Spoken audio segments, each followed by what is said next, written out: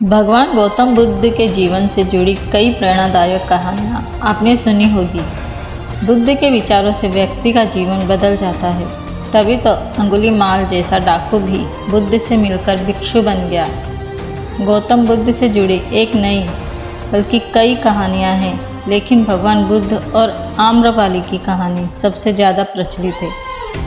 आम्रपाली, जिसे दुनिया की सबसे खूबसूरत वेश्या कहा जाता था, लेकिन जब आम्रपाली भी बुद्ध से मिली तो उनके विचारों से प्रभावित हो गई। इसके बाद अपनी धन संपत्ति सब कुछ का त्याग कर आम्रपाली एक साधारण भिक्षुकी बन गई और संपूर्ण जीवन भिक्षुकी बनकर ही बिता दिया।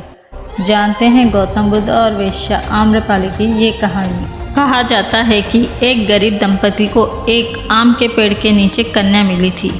उसके माता पिता पता नहीं क्यों उसे पेड़ के नीचे रखकर चले गए थे। दंपति ने लड़की के माता पिता के बारे में बहुत पता लगाया, लेकिन कुछ पता नहीं चला। इसके बाद गरीब दंपति ने ही उस कन्या का लालन पालन किया और उसका नाम आम्रपाली रखा। आम्रपाली बहुत ही रूपवान थी। जब आम्रपाली किशोरावस्था में पहुंची तो पूरे नगर में उसके सौंदर्य की चर्चा होने लगी। इतना ही नहीं, नगर का हर पुरुष उससे विवाह करना चाहता था। आम लोग से लेकर व्यापारी और राजा सभी उसे पाना चाहते थे। ऐसे में आम्रपाली के माता पिता उसे लेकर काफ़ी चिंतित रहते थे, क्योंकि आम्रपाली इनमें से किसी एक साथ भी विवाह कर लेती तो पूरे राज्य में अशांति फैल जाती। नगर में शांति स्थापित करने के लिए वैशाली राज्य के प्रशासन ने आम्रपाली को क्रमानुसार अंत में नगर वधू बना दिया। आम्रपाली को साम्राज्य की सबसे खूबसूरत और प्रतिभाशाली महिला के रूप में जनपद कल्याणी की उपाधि 7 साल के लिए दे दी गई। आम्रपाली को धन आभूषण से लेकर अपना महल भी मिला। उसके इर्द गिर्द सेविकाएं रहती थी।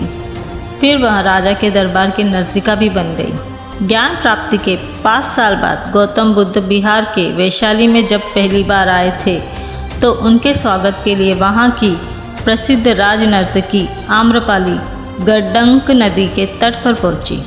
आम्रपाली के सुंदर रूप और यौवन को देख बुद्ध ने अपने शिष्यों को आंखें बंद करने के लिए कहा। कहा जाता है कि आम्रपाली एक बौद्ध भिक्षु पर मोहित भी हो गई थी। इसके बाद आम्रपाली ने बौद्ध भिक्षु को भोजन के लिए आमंत्रित किया और साथ ही 4 महीने प्रवास के लिए भी अनुरोध किया, लेकिन भिक्षु ने उसे साफ मना कर दिया और कहा कि गुरुजी की आज्ञा के बिना मैं ऐसा नहीं कर सकता।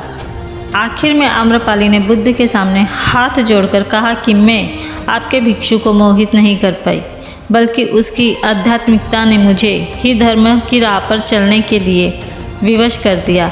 इसके बाद आम्रपाली ने बुद्ध के सामने भिक्षुकी बनने की इच्छा प्रकट की, लेकिन पहले तो बुद्ध ने मना कर दिया, क्योंकि उस समय बौद्ध संघ में स्त्रियों का प्रवेश वर्जित था। हालांकि इस घटना के बाद बुद्ध ने स्त्रियों को बौद्ध संघ में प्रवेश की अनुमति दे दी। फिर आम्रपाली सामान्य बौद्ध भिक्षुकी बन गई और वैशाली नगर के हित के लिए कार्य करने लगी।